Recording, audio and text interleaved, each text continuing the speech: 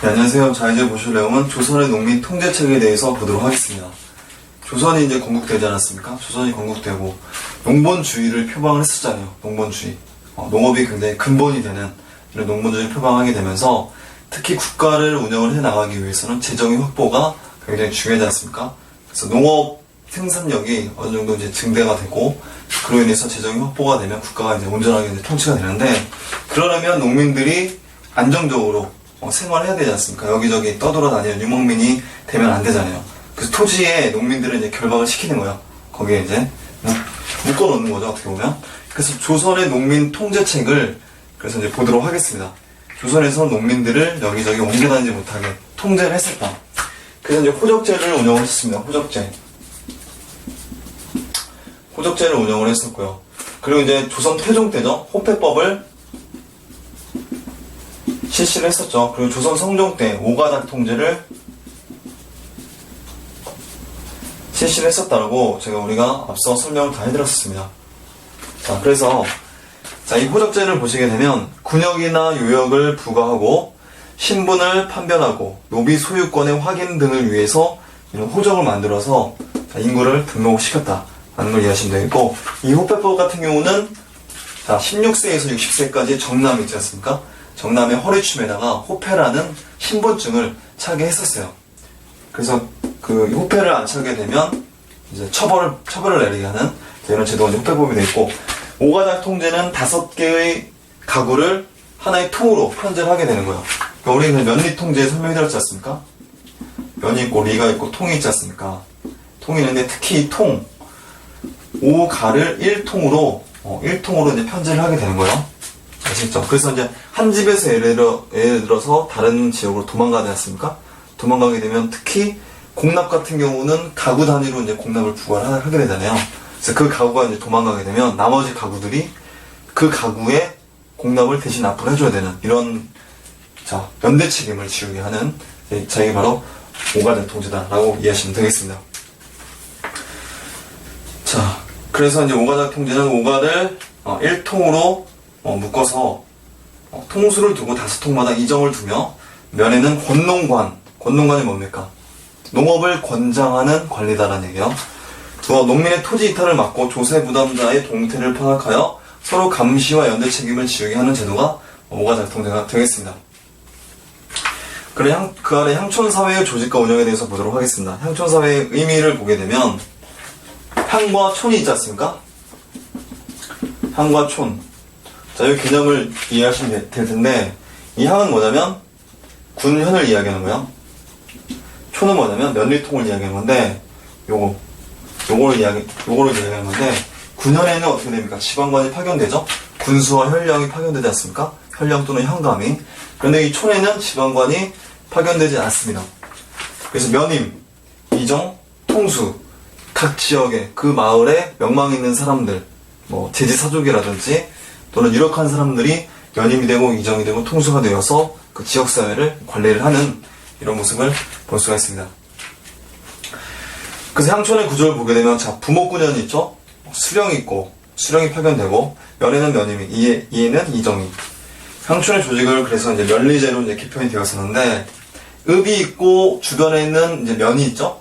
지금도 이제 어느 군이 있으면 무슨 군, 무슨 면이 있는 반면에 무슨 군, 무슨 읍 이렇게 들어가기도 하죠? 그 읍내가 있고, 그 다음에 주변 지역을 중심해서 면이 들어가게 된다. 보통 이제 읍이 좀 번화하고 좀 사람들이 많은 그 동네가 바로 읍이지 않습니까? 관청과 소도시적 규모로 해서 읍내가 편성이 되었고, 동서남북의 사면으로 주변 지역에 면이 있었다. 그 다음에 촌락의 형성을 보도록 하겠습니다. 보시게 되면 반촌이 있고요. 반촌이 있죠? 반촌이 있고 민촌이 있죠? 이 반촌은 양반촌을 줄여서 반촌이라고 이야기하는 거예요. 양반촌. 조선 초기 때는 이 양반촌이 친족, 처족, 외족 단위로 해서 이 양반촌이 형성이 되었었어요. 조선 초기에는. 근데 이게 17, 18세기 들어와서, 조선 후기 들어와서 동성동본촌으로, 동족촌으로, 이 동족촌으로 바뀌게 돼요. 이 반촌이. 그래서 이제 동성동본들이 집단적으로 거주를 하게 되는, 자, 이런 모습을 볼 수 있어요. 그런 마을들을 우리가 집성촌이라고도 얘기하지 않습니까? 지금도 시골 내려가면 무슨 박씨 집안, 무슨 김씨만 집중적으로 거주를 하는 뭐 이런 집들이, 마을이 있지 않습니까? 자, 이런 게 이제 조선 후기 때에 나타나는, 자, 동족마을이다 라고 이제 보시면 되겠습니다. 자, 반촌과 민촌에 대해서, 자, 이런 식으로 해서 설명해 드렸는데, 그 안에 이제 특수마을이 있죠? 특수마을로 해서 역촌은 뭡니까? 말 갈아트는 데를 역이라고 하지 않습니까? 그 역을 중심으로 해서 형성된 마을. 그 다음 진촌은 포구를 이제 진이라고 하지 않습니까? 그래서 노량진, 뭐 양화진 할 때 그 진이지 않습니까? 그래서 포구를 중심으로 형성된 마을, 진촌. 그 원촌은 이제 여관을 이야기하는 거예요. 뭐 사리원, 조치원 할 때 그 지역을 중심으로 해서 형성된 마을이다. 그 다음에 이 점촌은 이 수공업자들을 중심으로 해서 형성된 마을을, 자, 점촌이다라고 이야기합니다. 자, 그 아래 이제 촌락의 구성과 운영에 대해서 보도록 하겠습니다. 농민 생활의 기본 단위가 이 촌락이 되겠습니다. 자연촌이고요. 자연적으로 만들어진 촌이라고 해서 자연촌이라고 얘기하고, 동과 리로 이제 편제합니다. 그리고 또 면리제로 편제하기도 하고, 그리고 또 오가작 통제로 주민을 지배를 했었다. 그리고 이런 식으로 반촌과 민촌의 구분이 있었다. 민촌은 일반 백성들이 거주를 하는 지역이 되겠죠. 그래서 촌락을 어떤 식으로 운영을 하게 되면, 이 사족 같은 경우는 양반들을 이야기하는 거지 않습니까? 사족들이 동계라든지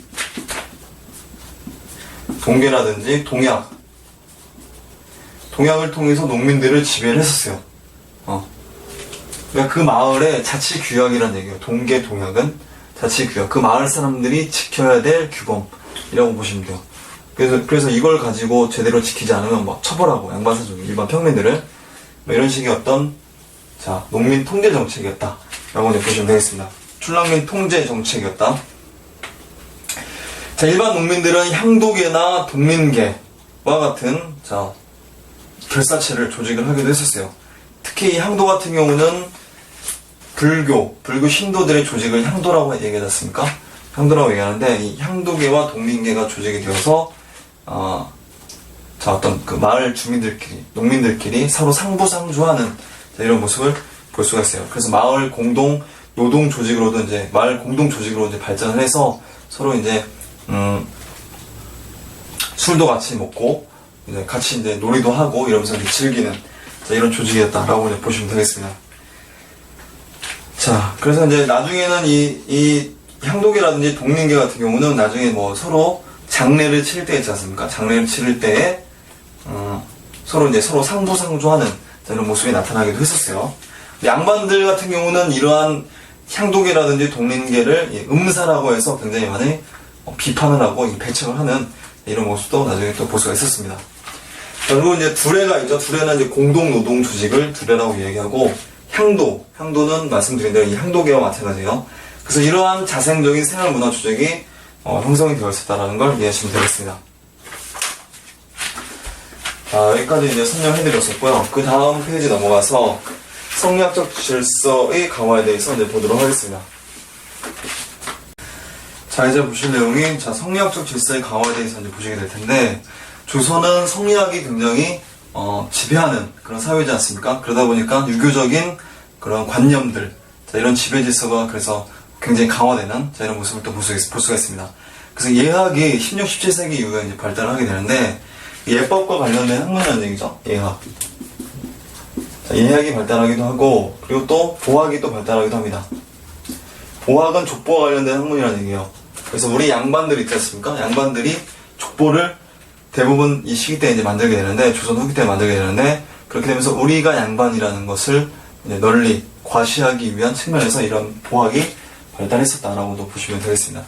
지금 우리 집집마다 보게 되면 그 족보 없는 집이 거의 없지 않습니까? 물론 없는 집도 있지만, 그런데 족보가 있는 집들도 보게 되면 대부분 조선 후기 때 족보를 이제 몰래 어느 특정 그 집안에 그 밑으로 이제 깎아서 집어넣는다거나, 족보를 몰래 위조를 한다거나, 매입을 해서 사들인다거나, 뭐 이런 식의 행태가 거의 많이 일어났었죠. 그래서 신분제적 질서가 굉장히 많이 이렇게 좀 왔다 갔다 하는, 자, 이런 모습을 볼 수가 있었습니다. 조선 후기 때.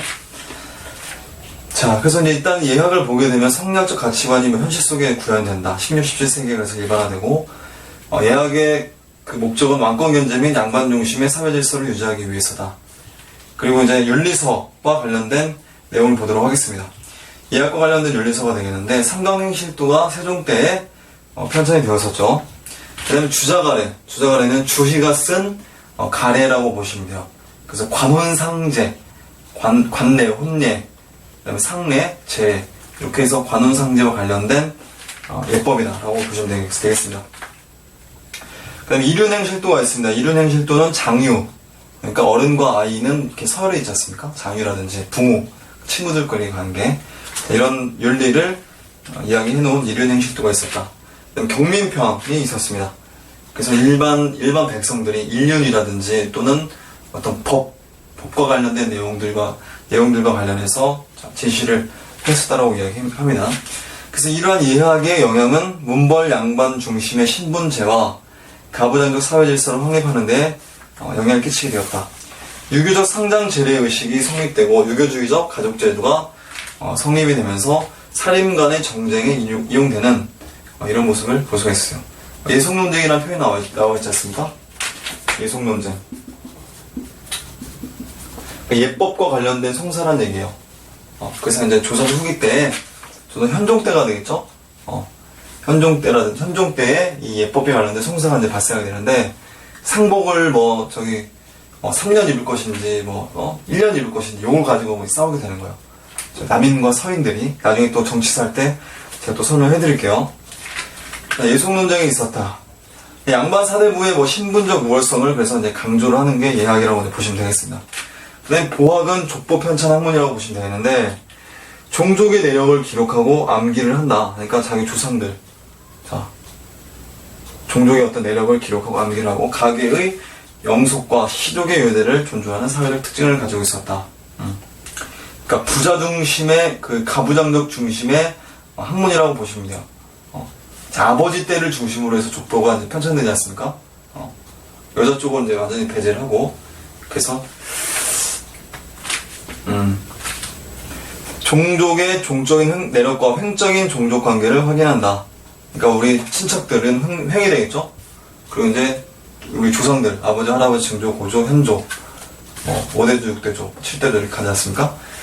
자, 이런 조상들은 그래서 이제 종적인 내력이 되겠고, 우리 친척들, 같은 학렬이 되겠죠? 그러니까 25대손이면 25대손, 30대손이면 30대손, 이런 식으로 해서 횡적인 종족관계를 확인하고 양반 문벌 제도를 강화하는 이런 모습을 볼 수 있고, 신분적인 우위를 유지한다. 족보가 있는 집이 있고 없는 집이 있지 않습니까? 족보가 있는 집은 아무래도 신분적으로 우위에 점할 수 있겠죠. 종족 내부의 결속을 강화하고 문벌 우월 의식을 가지게 된다라는 걸 이해하시면 되겠습니다. 자, 그 다음에 이제 가묘가 되겠죠. 가묘는 임시묘라고 보시면 돼요. 그래서 조선 사대부들이 자기 집안에 사당을 지어놓고 그 사당 안에다가 그 조상의 위패를 모시게 돼요. 고조할아버지까지의 그 위패를 모시게 되면서, 자, 그 위패를 모셔놓고 제사를 지내던 그 집안의 사당을 이끌어서 가묘라고 이야기합니다. 조선의 사대부들이.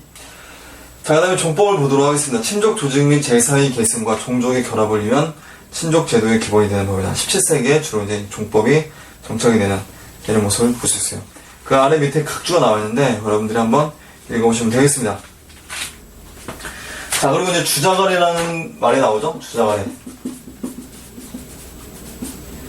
자, 이 주자학, 그러니까 주자 성리학을 완성시킨 주희가 쓴 가래라는 책이에요. 가래라는 책인데, 그래서 이제 주자가래라고 이야기하는데, 주자가래가 고려 말에 우리나라에 원래 들어오게 되거든요. 도로 말에 들어오게 되면서 조선 초기부터 이 주자가래에 입각한 그 어떤 질서를 만들기 위해서 굉장히 많은 노력을 했었어요.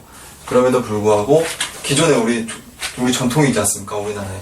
그런 전통과 좀 부딪히는 그 과정 속에서 차츰차츰 이 주자가래가 점점 우리 조선에 보급이 되는 이런 모습을 볼 수 있습니다. 그 주희가 쓴 가래예요. 그래서 주로 관혼상제에 관련된 예법과 관련된 내용이 들어가 있다. 고려 말에 우리나라의 전례가 되었다. 국가 통치의 근본 이념으로 확립된 성리학과 더불어서 크게 발달하는 자, 이런 모습을 볼 수 있습니다. 처음에는 사대부 사이에서 성행했었으나 점차 유교적인 윤리 관념이 일반화됨에 따라서 사회 전반에 걸쳐서 보편화되었다. 자, 관원상제가 되겠습니다. 이 관원상제에서 가장 강력한 정을 받았었던 게 혼례라고 이야기해요. 혼례. 혼례. 그러니까 우리 전통적인 혼인은 그 장가를 가지 않습니까? 장가를 가서 어떻게 합니까? 저기 처갓집에서 생활하지 않습니까? 처갓집에서 생활하게 되는데 이 주자갈의 영향을 받아서 나중에 친형제가 확립이 되는 이런 모습을 보셨어요. 시집살이를 한다는 거죠, 우리. 그래서 결혼은 시댁에서 이제 처갓집에서 하고 거기서 이제 한 3일 정도 머무르고 다시 이제 본가로 들어와서 우리 남자 집으로 들어와서 거기서 이제 여자가 시집살이를 하는 이런 모습을 볼 수가 있죠.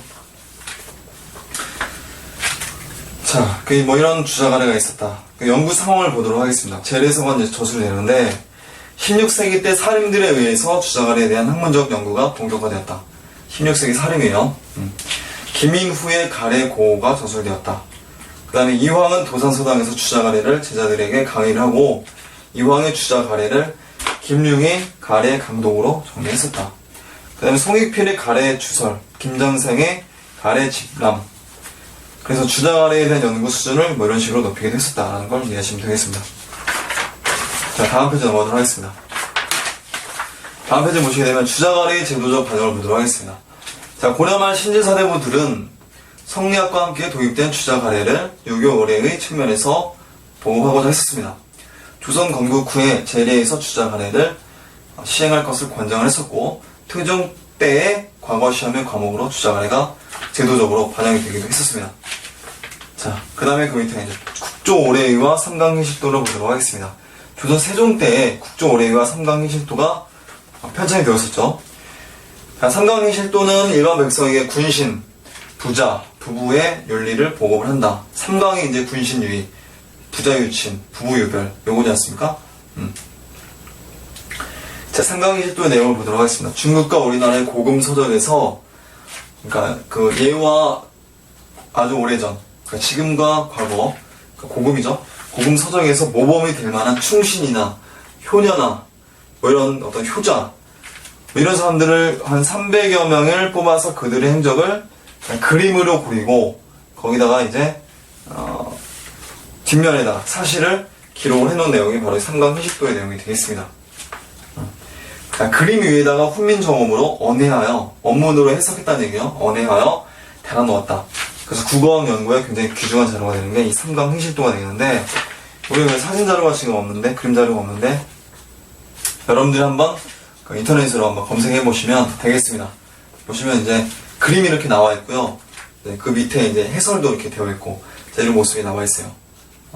삼강희실도. 자, 그 다음에 국조오례에 대해서 이제 보도록 하겠습니다. 국가와 왕실의 여러 행사에 대한 의식 절차를 규범화한 것으로 사대부와 서민들의 장례 의식도 약간 있었다. 그래서 오례를 이야기하는 건데 5가지의 예법과 관련된 내용이라고 보시면 돼요. 그래서 길례가 있고 가례가 있고 빈례가 있고 군례, 흉례 이렇게 들어가게 됩니다. 길례 같은 경우는 국가 경사가 났을 때 하는 예법과 관련된 내용이 들어가 있고 가례는 이제 혼례를 얘기하죠. 혼인. 빈례는 손님을 접대. 군례는 군인들의 예법. 그 다음에 흉례는 제사 지내는 제사가 아니라 초상을 치를 때 하는 예법.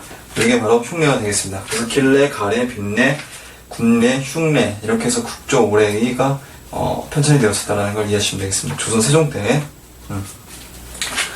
자, 그 다음에 이제 서원을 보도록 하겠습니다. 서원이 조선 중종 때죠. 중종 때 풍기군수에 썼던 주세붕에 의해서 최초의 서원, 그러니까 백운동 서원이 만들어졌다고 제가 설명해드렸었죠.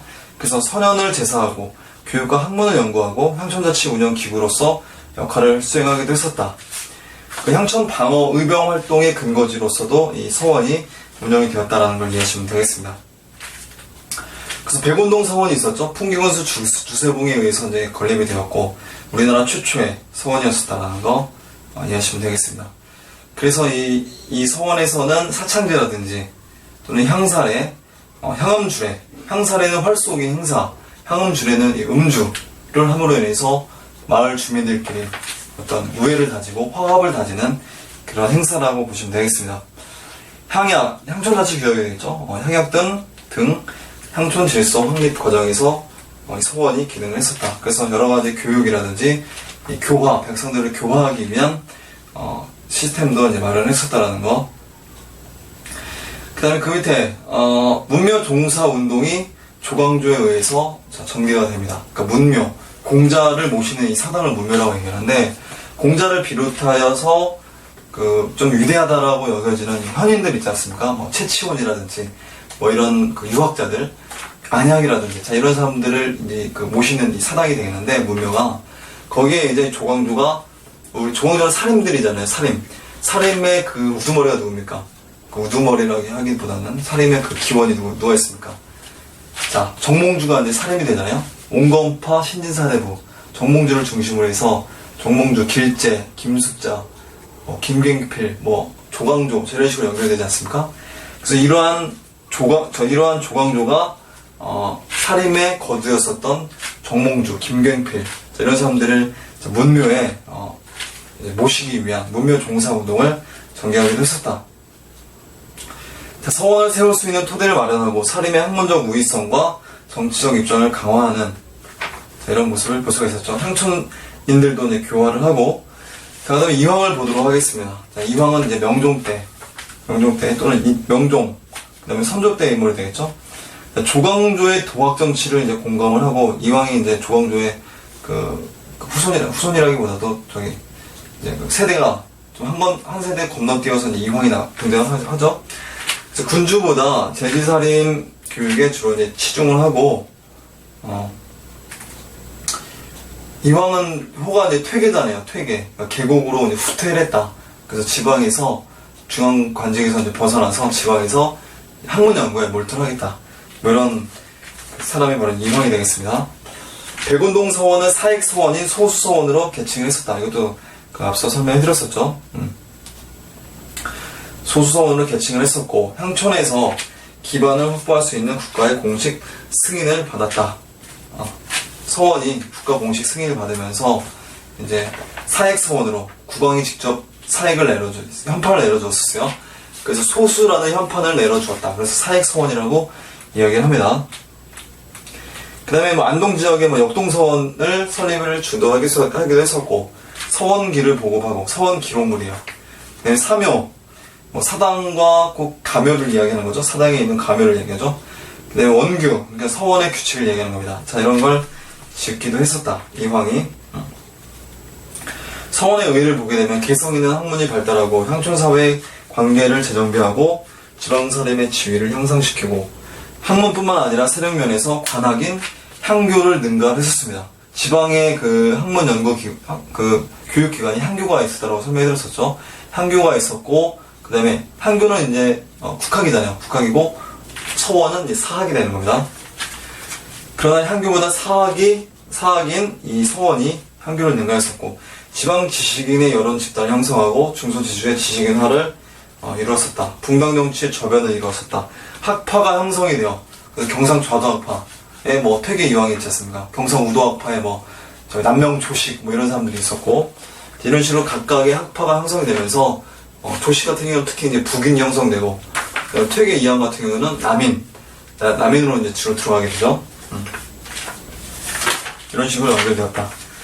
자, 다음 페이지 넘어가도록 하겠습니다. 향약을 보도록 하겠습니다. 향촌자치 규약을 얘기하는 거예요. 조선시대 양반 지배층이 유교 사상에 기초해 만든 지방행정의 자치적 말단 조직 및 규약이다. 자, 이거를 지키라는 얘기예요. 일반 백성들에게. 자, 어떤 내용이 들어가게 되냐면, 일단 향약 시행과 특성을 보도록 하게 되면 김한국의 여시 향약 언해가 이제 제작이 되었었어요. 남성의 주희라는 사람 있지 않습니까? 성역을 집대성한 이 주희에 의해서 여시 향약이라는 책이 쓰여지게 되는데, 그게 이제 조선으로 넘어오게 되면서 일반 백성들이 읽히기에는 좀 어려운 그런 내용들이 있었어요. 그래서 한글로 해석을 한 여시 향약 언해를 제작을 하기도 했었다. 자, 그 다음에 조광조의 주자학적 이상사회를 실현하기 위해서 향약보급운동, 기묘사화가 발생하게 되면서 이게 이제 조절되었었죠. 향약보급운동이. 소학실천운동의 성격을 가지고 있었던 게 향약이다. 자, 그 다음에 서민을 교화하기 위한 향약은 제대로 시행하지 못했었고, 시대적 여건에 맞춰서 동약이나 동계 등 융통성 있게 시행이 되기도 했었다. 향약의 덕목에는 덕업상권이라든지 과실상교, 예속상교, 환난상열 이런 게 있었다. 덕업상권은 뭐냐면 덕은 서로 이제 권해라 뭐 이런 내용이 있고, 과실상교는 과실이 발생했을 시에는 서로 이제 규찰하라. 요거 때문에 이제 백성들이 많이 피해를 봤다라고 해요. 예속상교는 이제 예의와 풍속을 서로 교환해라. 환난상교는 어려운 일이 있을 때는 서로 도와라. 뭐 이런 내용인데, 특히 이 과실상교 있지 않습니까? 그러니까 예법에 굉장히 어긋나는 경우, 이런 경우는 좀 자의적인 해석이 가능하잖아요. 그런 어떤 자의적인 해석에 의해서, 자, 양반 사족들이 일반 백성들을 못 살게 구는 하나의 그 원인으로서 작용했었던 게 바로 이 향약이 되겠습니다. 향약 중에서도 이 과실상교를 구출해서 많이 탄압을 했었다. 이 과실상교 보게 되면 뭐 술주정 밑에 참고자료 있지 않습니까? 보게 되면 뭐 술주정, 도박, 싸움, 뭐 언행불손. 언행불손 같은 경우는 굉장히 자의적이지 않습니까? 자기 뭐 코에 걸면 코걸이고 귀에 걸면 귀걸이가 바로 언행불손이지 않습니까? 술주정 사실 뭐 술 많이 먹으면 뭐 이렇게 좀 혀가 좀 꼬이는 경우도 있는데, 그걸 가지고 이제 술주정이라고 할 수도 있는 거지 않습니까? 뭐 자의적인 해석. 요걸 가지고 일반민들이 탄압을 많이 했었어요. 자, 탐욕을 올바름을 저버리는 잘못으로 규정한다. 나쁜 사람과 사귀고 수신제가를 게을리하며 집회 때에 늦고 금전 낭비가 심한 사람은 수행을 하지 않는 잘못으로 규정한다. 이거 시향약이다. 그 다음에 뭐 환난상율 뭐 이런 게 있었는데, 한번 밑에 거 내용은 여러분들이 읽어보시면 되겠습니다. 자, 그래서 지방 유력한 사림이 향약의 간부인 약정에 임명되었다. 향약의 우두머리를 약정이라고 얘기하고 부우두머리를 부약정이라고 이야기해요. 자, 일반 농민들은 자동적으로 이 향약 안에 들어가게 되는 거예요. 포함된다. 그래서 초기에는 사족의 향약 중심으로 운영이 되었었는데, 이 후기 때, 조선 후기에 들어와서는 관권이 강화되지 않습니까? 중앙의 그 권력이 강화되면서 중앙 집권화가 점점 되면서 이제 수령 중심의 그 주연 향약이 중심적으로 운영이 되었었다는 이해하시면 되겠습니다. 그리고 또 이제 사족과 농민 사이에 차별적으로 적용되었었고, 그 역할을 보시게 되면, 자, 봉건적 질서와 사회 친분 질서로서 굉장히 많은 일반 백성들을 억압을 하는 도구로서 사용을 했었다는 걸 이해하시면 되겠습니다. 경제적으로도 이제 착취를 보장하는 수단으로서 이용이 되기도 했었고, 자, 제지사종의 결속으로 농민 지배, 농민 통제, 교화, 사림들의 확대 재생산. 그러니까 사족들은 일반 백성들을 찍어 누르게 되고, 그 과정 속에서 사림들이 나름대로의 지배력이 형성이 되는 전의 모습을 볼 수 있는 겁니다. 폐해를 보도록 하겠습니다. 지방 유력자 토호와 향반들이 주민들을 위협하고 수탈을 위한 목적으로 이용이 되면서 굉장히 심각해졌다 라는 걸 이해하시면 되겠습니다.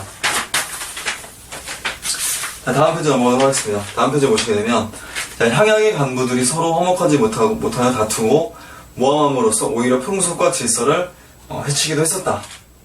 그러나 이 향약이 가지는 의의는 지방사림의 농민 지혜를 강화하고 사림의 사회적 지위를 확립하고, 그리고 또 향약보호운동은 사화에도 불구하고 서원운동과 함께 사림이 성장할 수 있었던 원동력이 되었었다.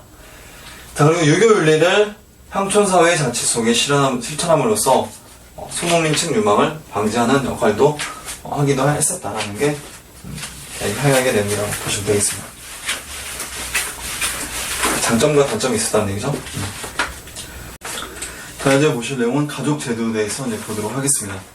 자, 특징을 보시게 되면, 자, 16세기까지는 정부 주도로 성리학적 가족 제도가 이제 보급하기 위해서, 성리학적 가족 제도를 보급하기 위해서 노력을 했었는데, 자, 그러나 고려의 가족 제도가 아직까지는 그대로 현존하고 있었던 그런 상황이 있었어요. 유지되고 있던 그런 상황이 있었는데, 17세기에 들어와서 이제 친형제가 보편화되는 이런 모습을 볼 수 있습니다. 그래서 이제 성리학적 가족 제도가 확립이 되는 시기가 바로 17세기라고 보시면 되겠는데, 그 친형제라고 보통 얘기하거든요. 친가에서 환영한다. 아내를 친가에서 환영하는 거예요. 그래서 아내가 시집살이를 하는 이런 모습을 볼 수 있습니다. 이 시집살이. 그 이전에 어땠습니까? 남귀 여가혼이라고 해서, 자, 남자가 여자 집에서 생활하는, 그러니까 처가살이를 하는, 자, 이런 모습을 볼 수 있는데, 어쨌든 이런 형태에서 이런 식으로 이제 바뀌게 돼요. 여기 바로 17세기다. 16, 17세기다. 특히 이제 17세기를 중심으로 해서 친형제가 보편화되었다 라는 걸 이해하시면 되겠습니다. 그래서 이제 17세기 이후 북의 친족 중심의 가족제도가 이제 확립이 되었다. 친형제가 되겠죠. 그 조선 전기까지는 처가살이 풍습이 유지가 되었었어요. 그리고 이제 부녀자의 재혼을 금지하는 입법 규정이 마련이 되었지만, 실제로는 사대부 내에서는 재가가 이루어지고 있었던 모습을 볼 수 있습니다. 자녀들에게도 균본, 재산을 똑같이 균등하게 상속을 했었고요. 윤회봉사라고 이야기해요. 윤회봉사는 뭐냐면, 자, 남녀, 장차, 구별 없이 똑같이 제사를 지내는 거예요. 부모에 대해서. 자, 이게 바로 윤회봉사라고 보시면 되겠습니다. 그리고 이제 족보에서도 남녀 차별 없이 연령순으로 기재를 했었고, 사위와 외손도 그 성을 기록했었습니다. 조선 전기까지는 자, 이렇게 되었습니다. 자, 이 친형제, 조선 전기에서 이제 조선 후기로 넘어오게 되면서 시집살이를 하게 되지 않습니까? 그걸 이제 알려주는 대표적인 사람이 누구였었냐면, 자, 허난설원이라는 사람이 있어요. 들어보셨죠? 허난설원? 홍길동전을 쓴 허균의 누나, 여류신으로 유명하지 않습니까? 허난설원. 그리고 또 5만원짜리 지폐에 나와있는 신사임당. 율곡이의 엄마가 되겠죠? 이 허난선원 같은 경우는 시집살이를 했었어요. 그리고 신사임당 같은 경우는 저기 친정에서 생활을 했었고요. 그러니까 동시대 인물이거든요. 임진왜란이 일어나기 전에 16세기 후반경에 인물이 되겠는데, 그때의 신사임당과 허난설원의 운명은 각기 다르죠. 신사임당은 친정에서 굉장히 자유로운 분위기에서 이제 여유 있는 생활을 했었고, 허난설원은 시집살이, 고된 시집살이를 통해서 고부 간의 갈등도 있었고, 남편 간의 사이도 별로 좋지 않았었고, 자식들도 이제 다 죽는 등 굉장히 불행한 그런 삶을 살았던 사람이 허난설원이라고 보시면 되겠습니다. 어쨌든 이런 식으로 해서 그런 어떤 이 허난설원이 시집살이를 했을 때 이 시기가 바로 친형제로 바뀌는 과도기적 단계였다 라는 걸 이해하시면 되겠습니다. 자, 가족제도가 이제 변하게 됩니다. 장자중심 재산 상속으로 이행이 돼요. 북의 혈통의식이 강화되면서, 그러면 남존여비, 남자는 존귀하고 여자는 비천하다라는 이런 인식, 여성의 재가 신사임당이, 그러니까 허난설원이 이제 시집살이 한 이후에 여성들의 재혼이 이제 금지된다는 얘기죠. 그래서 남편이 일찍 죽으면 평생 죽을 때까지 혼자서 살아야 되는 거예요. 재가 금지니까. 그래서 서어를 차별합니다. 서어를 차별했었고, 장남이 제사를 지내게 돼요. 장남이.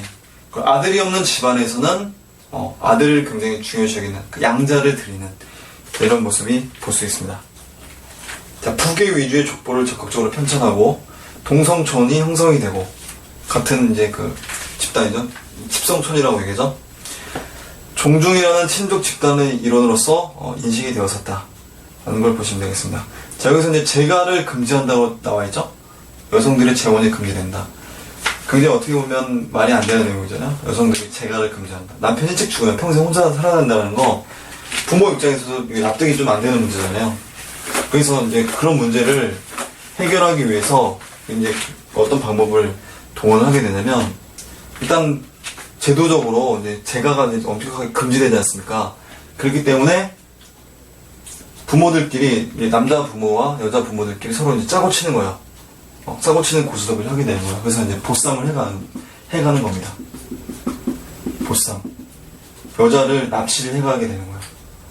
그러니까 공식적으로 결혼을 할 수 없으니까, 재혼을 할 수 없으니까, 며칠 몇 시에 정해진 시간에 여자 집으로 쳐들어가요. 남자는 몇 명이 쳐들어가겠죠? 그래서 이제 짜여진 각본에 의해서 여자는 보쌈에 이제 들어가서 이제 남자 집으로 들어가게 되는 겁니다. 여자는 어떻게 보면 자신의 그 어떤 그 제도적인 그런 어떤 절개를 지켰다라고 하는 그런 어떤 명분을 얻을 수가 있죠. 이 보쌈을 통해서. 그래서 이런 식의 어떤 불법을 동원해서 여성들의 재가가 뭐 빈번하게 이루어지게 했었다는 걸 이해하시면 되겠습니다. 자, 그 다음에 그 밑에 뭐 조선시대 상속 실태 비교하고 나와 있는데 여러분들이 한번 보시고요. 여성의 사회적 위치를 보도록 하겠습니다. 일부 1처제죠. 일부 1처제. 일부 다처제 아닙니까? 뭐 이렇게 표현할 수도 있죠. 뭐 서자는 뭐고 뭐 월자는 뭡니까? 이러면서 일부 다처제 아닙니까? 뭐 이렇게 얘기할 수도 있는데 원칙적으로 일부 1처고 나머지는 다 첩이에요. 첩. 그러니까 첩첩제죠. 첩첩제. 1처만 인정을 하고 나머지는 첩이다. 이렇게 이해하시면 되겠습니다. 재간을 금지하고 남존 여비 사상이다. 3종 지도가 있었다. 그러니까 어려서는 아버지를 따르고 결혼해서는 남편을 따르고 남편이 죽으면 아들을 따라야 된다 라고 하는 3종 지도 이런 게 있었다. 칠거지역이 있었습니다. 7가지 이유를 들어서 여자를 내쫓는 칠거지역이 있었어요. 뭐 시부모를 못 섬긴다, 뭐 아들을 못 낳는다, 그 다음에 뭐 바람을 피운다, 질투를 한다, 그 다음에 각종 유전적인 질환이 있다, 말이 굉장히 많다, 훔치는 짓을 한다, 뭐 이런 7가지 이유를 들어서 여자를 내쫓기도 했었습니다. 칠거지역이라고 부르고요. 그렇지만 삼불거라는 내용이 있어서 구제를 받을 수도 있었습니다. 시부모를 위해서 3년상을 치루었다거나 아니면은 쫓겨난 이후에 어디 갈 때 친정으로 돌아갈 데가 없다거나 또 혼인하기 전에는 재산이 별로 없었는데 혼인하고 나서 재산이 그 가족의 재산이 엄청 불었을 때 이럴 때는 삼불거라고 해서 남자 쪽에서 이혼을 못하는 이런 제도가 있었습니다. 처와 첩의 소생에 따른 엄격한 적서차별이 있었다. 적자와 서자를 얘기하죠. 적장자. 적자 중에서도 장자 중심의 사회였다라고 보시면 돼요. 같은 첩의 자식이라도 어머니 신분에 따라서 신분, 재산, 상속 등이 차등적으로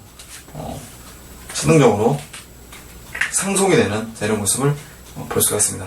그 왼쪽에 삼불거하고 나와 있는데 아내가 돌아갈 부모가 없을 경우 시부모의 3년상을 남편과 함께 마쳤을 경우 처음에는 빈천하였는데 나중에 부귀해졌을 경우에는 아내를 버릴 수가 없다는 것이 된다 라는 게 되겠습니다.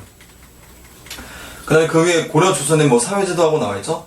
고려 때는 귀족 중간 계층 평민 노비들이 이제 이렇게 신분제도가 있었고 가족제도는 남녀 균분 상속이었었고 향촌 사회에서는 향리 지위가 높았었는데 조선시대로 넘어오게 되면서 수령권이 강화가 되어 중앙집권체제가 완성이 되면서 향리의 세력이 굉장히 약화되는 이런 모습을 볼 수 있습니다.